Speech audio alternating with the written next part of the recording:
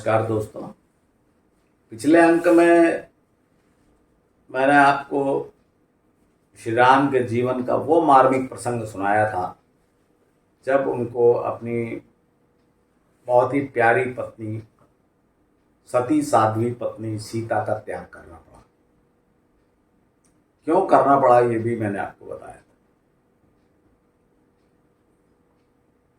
अब मैं आज आपको इसके आगे की बातें बतलाता हूँ। अब सीता जी का जीवन तो महर्षि वाल्मीकि के आश्रम में कटने लगा। वे बड़ी दुखी रहती थी। उनको ऋषि ने फिर एक दिन समझाया कि पुत्री, तुम दुखी मत रहा करो, प्रसन्न रहो, वन में घूमो फिरो और फल फूल और जो भी भोजन बनता है उसे भरपेट खाओ, क्योंकि तुम्हें अयोध्या के वंश को सुरक्षित रखना है। गर्भ में पल रही संतान के ऊपर बहुत बुरा प्रभाव पड़ता है यदि तुम दुखी रहोगी तो।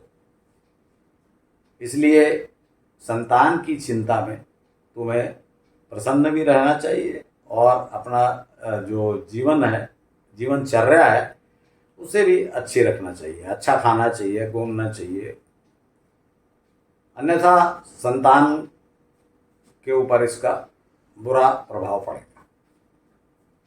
यह सुनकर सीता जी तो सतर्क हो गई और वे ऋषि के निर्देशानुसार रहने लगी। अब मैं आपको उधर अयोध्या ले चलता हूँ। अयोध्या में श्री राम ने त्याग तो कर दिया था पत्नी का, पर वे बहुत दुखी रहने लगे। प्रजा में भी सन्नाटा छा गया कि प्रजा के बीच के फैले अपवाद, जिसमें राम को कुछ नहीं कहा गया था, केवल चर्चा थी, यह सुनकर ही राम ने त्याग दिया। तो जितने अमात्य थे सब वो भी चुप हो गए। महल में भी सन्नाटा छा गया कि ये क्या हो गया, और सब लोग अपने आप को अपराधी अनुभव करने लगे। तीनों भाई और उनकी पत्नियां भी अपने आप को अपराधी अनुभव करने लगे कि वे इस दुर्घटना को रोक नहीं सके। इसके लिए वे स्वयं को जिम्मेदार मानने लगे। खैर, धीरे धीरे समय के प्रभाव से दुख हल्का होता गया।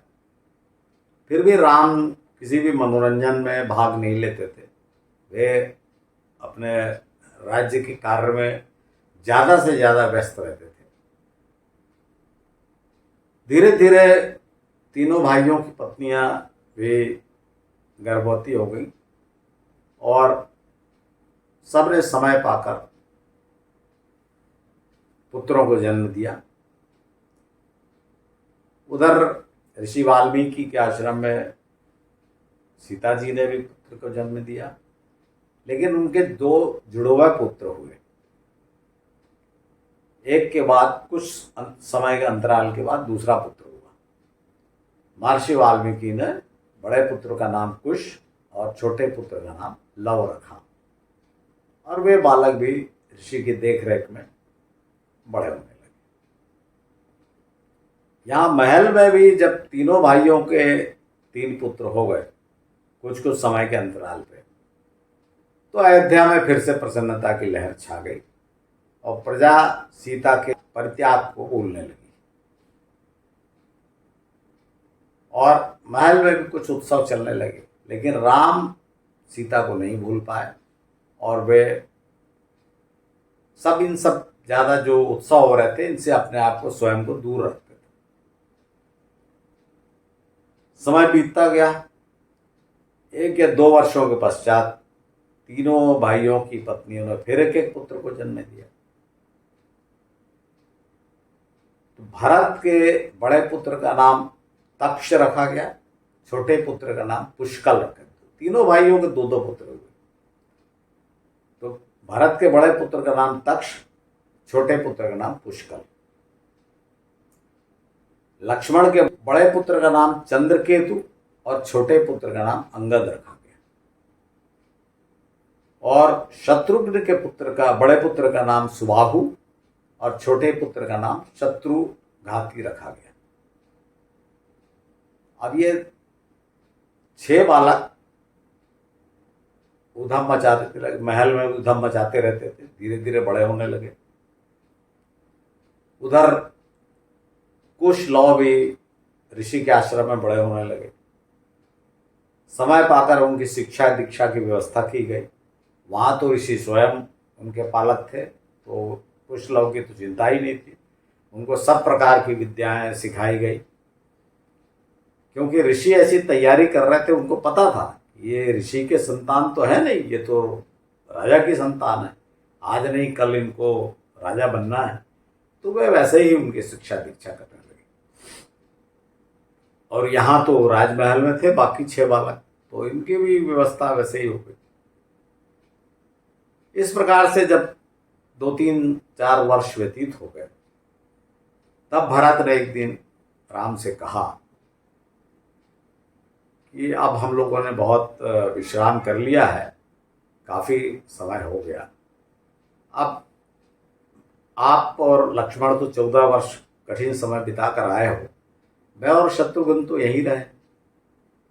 तो हम ये चाहते हैं कि अब इस अयोध्या राज्य का विस्तार किया जाए। मैं ये चाहता हूँ, मेरी इच्छा है कि इस राज्य को इतना बड़ा बनाओ कि इस पूरे भूखंड में, ये जो 3 ओर समुद्र से और एक और हिम से, जो हिमालय से घिरी हुई जो धरती है, इस पर इतना बड़ा राज्य कभी पहले न बना। तो राम ने कहा कि ठीक है, पता लगाओ किधर आक्रमण करना है, लेकिन एक बात याद रखना कि जो आर्यवंश के राज्य हैं उस पर आक्रमण न करना। जो खाली भूमि हो या जहां अनार्य हो, उसी क्षेत्र पर अधिकार करना। यह सुनकर भरत और शत्रुघ्न ने ऐसे क्षेत्रों की खोज प्रारंभ कर दी। कुछ दिनों बाद युधाजित से, मतलब कैकेय प्रदेश से ये सूचना मिली कि जो सिंधु नदी है उसके दोनों तट पे गंधर्व रहते हैं। यहां मैं आपको एक बड़े मनोरंजक चीज बताऊंगा, अभी सुनिए। सिंधु नदी के दोनों तट पे जो गंधर्व रहते हैं वे बड़े वीर, बड़े लड़ाके हैं, लेकिन बड़े ही अनुशासनहीन और अराजक हैं। उनका कोई भी राजा नहीं है। और ये पूरा प्रदेश जो है, बड़ा प्रदेश है, ये अराजक है राजा, और इस पे कोई, हम लोग इस पे अधिकार नहीं कर पाते, क्योंकि ये बहुत बड़े लड़ाके हैं, किसी को मानते ही नहीं। और ये आपस में भी लड़ते रहते हैं, क्योंकि ये जो इनका समुदाय है, कबीले हैं, वे किसी दूसरे को नहीं मानते। वे अपना अपना सरदार चुन के अपने हिसाब से रहते हैं। तो आप यहाँ अधिकार कर सकते हैं तो कर लीजिए। यह सुनकर राम ने भरत को एक बड़ी सेना लेकर भेज दिया।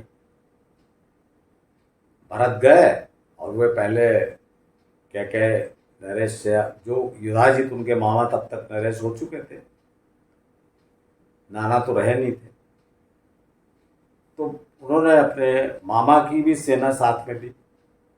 अयोध्या की सेना और कैकेय प्रदेश की सेना ने मिलकर सिंधु नदी के दोनों तटों का जो क्षेत्र था, लंबा चौड़ा इलाका, उस पर अधिकार कर लिया और गंधर्वों को कठोर अनुशासन में रखने का प्रयास किया।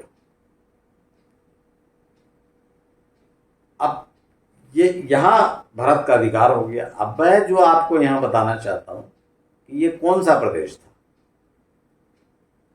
और बड़े आपको सुनकर पता लगेगा कि ये वही प्रदेश था जहां आज भी उपद्रव मचा हुआ है। मैंने क्या बताया था आपको, गंधर्व, क्या सूचना मिली, गंधर्व। ये गंधर्व लोग, इन्हीं को गांधार क्षेत्र कहा गया। जो भारत, अपने इतिहास जब आप पढ़ेंगे तो गांधार, कला, ये सब आप सुनते हैं ना, जिसको आज, जिस क्षेत्र को, जहां अफगानिस्तान का क्षेत्र जिसे कंधार कहा जाता है, कंधार से लेके जो पख्तूनिस्तान, पाकिस्तान का पख्तूनिस्तान, ये सब क्षेत्र जो है, और इधर का सिंधु नदी का जो पूर्वी तट है, इधर का जो क्षेत्र है, जिसमें पश्तू पख्तून, जिनको पठान कहा जाता है, वो लोग रहते हैं। और इनका व्यवहार आप आज भी देख रहे हैं, कितना अराजक है, किसी को नहीं मानते, एक सत्ता, इनको अमेरिका रूस कोई हरा नहीं पाया, कोई इन पर अधिकार नहीं कर पाया। ये स्थिति उस समय से चली आ रही। ये मैं सिर्फ ये बताना चाह रहा था कि ये आज की स्थिति नहीं है, उस समय से चली आ रही थी और भारत ने इस पर काबू पाया था। पर वो भी कुछ समय, अभी अब हम देखते हैं आगे क्या हुआ। तो भारत अपने वहाँ नए राज्य के प्रबंध में लग गए और कुछ वर्ष उसको लग गए। इस बीच में राम ने शत्रुघ्न को बोला कि वो तो पश्चिम की तरफ गए हैं, पश्चिमोत्तर प्रांत में, तुम उत्तर की ओर जाओ और यहाँ पास में ही एक अनार्य राजा रहता है, इसको हम लोगों ने अभी तक कभी कोई छेड़ा नहीं है, इस पे तुम अधिकार करो। उस राजा का नाम था लवणासुर और वो मधुवन नामक क्षेत्र था। लवणासुर के पिता का नाम मधु था, मधु दैत्य। तो लवणासुर राजा था। इसकी आप बड़ी स्टोरी सुनेंगे कि लवणासुर ने राम को चैलेंज किया कि तुमने रावण को मारा होगा लेकिन मुझसे नहीं लड़ सकते, ऐसा वैसा। वो छोड़िए, वो तो सब जगह तो अतिशयोक्तियाँ और डायलॉगबाजी है ही है ना, तो उसको छोड़िए। अब कहानी ये है कि शत्रुघ्न गए और उन्होंने लवणासुर को मार दिया, हरा दिया और उसके राज्य पर अधिकार कर लिया। यहाँ शत्रुघ्न ने जो मधुवन था उसको काटकर वहाँ एक सुंदर नगरी बसाई और उसका नाम रखा मथुरा। मेरा ख्याल है आप समझ गए होंगे कौन सी स्थान है। यही वो स्थान है जिसे आज आप मथुरा के नाम से जानते हैं।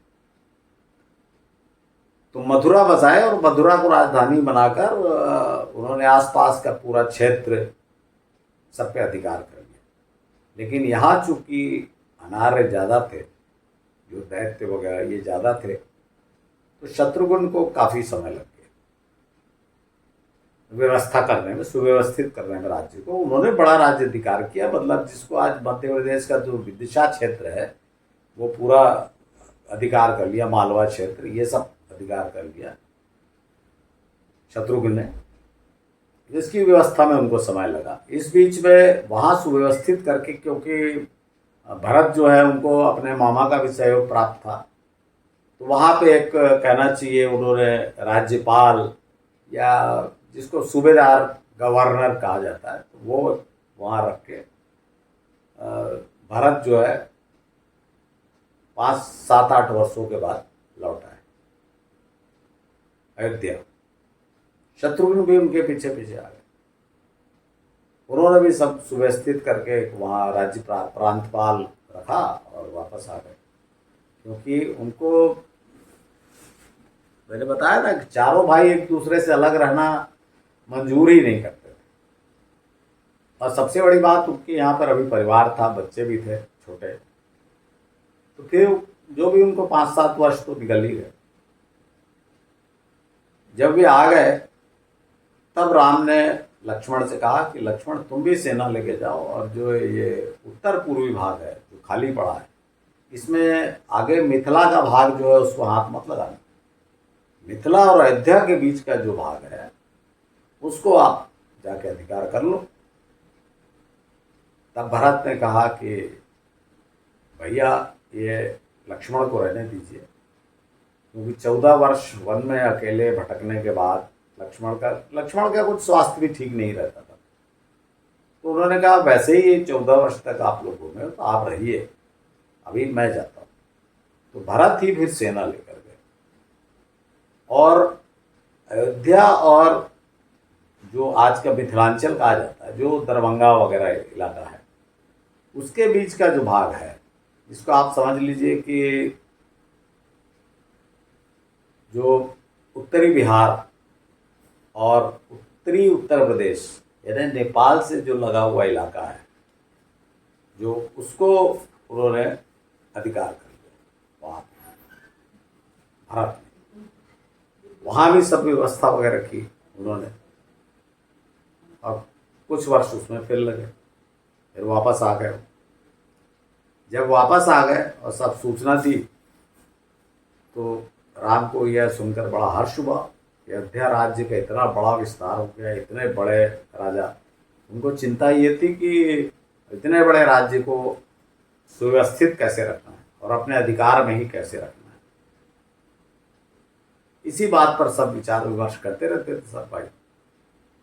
किंतु एक दिन भरत ने अपने बड़े भाई महाराज राम से आज्ञा लेकर निवेदन किया कि महाराज, इतने बड़े भूभाग के अब आप राजा हैं, इतने बड़े भूभाग में कोई भी राजा नहीं रहा आज तक, तो आपको मेरी ये इच्छा है कि ये जो राजा की पदवी है आप, ये आप शोभा नहीं देते, क्योंकि राजा तो किसी भी छोटे भूभाग का राजा होता है।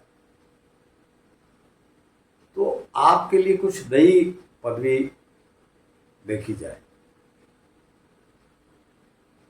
तब अमात्यों को वहाँ पर बुलाया गया और राम ने भी सहमति दी। अमात्यों को बुलाया गया और पूछा गया क्या करना चाहिए। तो अमात्यों ने कहा कि सम्राट राजा से, सम्राट के अधीनस्थ कई राजा होते हैं, सम्राट की उपाधि श्री राम को धारण करना चाहिए। जब ये निर्णय हो गया कि सम्राट की उपाधि धारण करना चाहिए, तब फिर ये भी निर्णय हुआ कि सम्राट की उपाधि धारण करने के लिए और कुछ यज्ञ वगैरह किया जाए।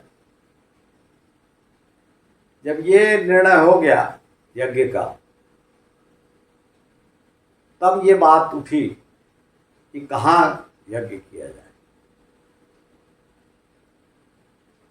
राम, क्योंकि यज्ञ में मैंने आपको एक बार बताया था कि यज्ञ में बहुत बड़ी भूमि, पूरा यज्ञ आज जैसे अपन करते हैं कि हवन कर दिया, आधा घंटा इकट्ठा बैठ के, वैसा नहीं था। यज्ञ उनका बहुत समय, महीनों, एक आध वर्ष तक चलता था। उससे पूरे भारत से बड़े बड़े विद्वान, ऋषि मुनि सब बुलाए जाते थे और अधिकतर राजा अपना सर्वस्व उसमें दान करते थे। बड़ा भारी आयोजन होता था। तो ऐसे बड़े आयोजन के लिए एक बड़ा स्थल ढूंढना, व्यवस्था करना, बहुत सारी बातें थी। इन सब को करना कि क्या किया जाए और कैसे किया जाए, ये सब जब बातें हुई, तब लक्ष्मण ने एक दिन, जब ये चर्चा चल रही, लक्ष्मण ने सुझाव दिया कि अश्वमेध यज्ञ किया जाए। ऋषियों से बात करके उन्होंने बताया कि अश्वमेध यज्ञ, क्योंकि इसका विधान है शास्त्रों में। और अश्वमेध यज्ञ के लिए क्या करना होता है भाई, ये घोड़ा, अश्व को छोड़ना होता है, जो सभी राज्यों से जाकर घूमता है और सेना जाती है साथ में। तो सब राज्य अगर आज्ञा मानने लगते हैं तो फिर उस राजा को चक्रवर्ती राजा कहा जाएगा, चक्रवर्ती सम्राट। यह सुनकर तो भरत और शत्रुघ्न प्रसन्न हो गए। यहाँ ये ज्यादा अच्छा है, सम्राट से भी अच्छा, चक्रवर्ती सम्राट। तो यही निर्णय हुआ अंत में, अश्वमेध यज्ञ किया जाए और यज्ञ के पश्चात चक्रवर्ती सम्राट की उपाधि श्री राम धारण करें। अब दोस्तों, मैं इसके बाद क्या हुआ ये अगले अंक में बताऊंगा और आज की बात मैं यहाँ समाप्त करता हूँ। यदि आपको कुछ इसमें रोचक, हाँ इतना मैं आपसे और कह दूँ कि अब आगे का जो घटनाक्रम है इसे आप बहुत ध्यान से सुनिएगा, क्योंकि ये जो राम कथा होती है, रामायण का वाचन होता है, टीवी सीरियल्स वगैरह में भी अब जो आगे जो जितने प्रसंग आएंगे, बहुत ज़्यादा नहीं है, 5-6 एपिसोड में समाप्त हो जाएगी कथा। तो ये आगे जो प्रसंग आएंगे, ये इसका ज़्यादा वर्णन कहीं है नहीं, और ये ही बहुत कुछ इसमें विवादास्पद भी है, कुछ अनसुना भी है, इसलिए इसे बड़ा ध्यान से सुनिएगा। धन्यवाद।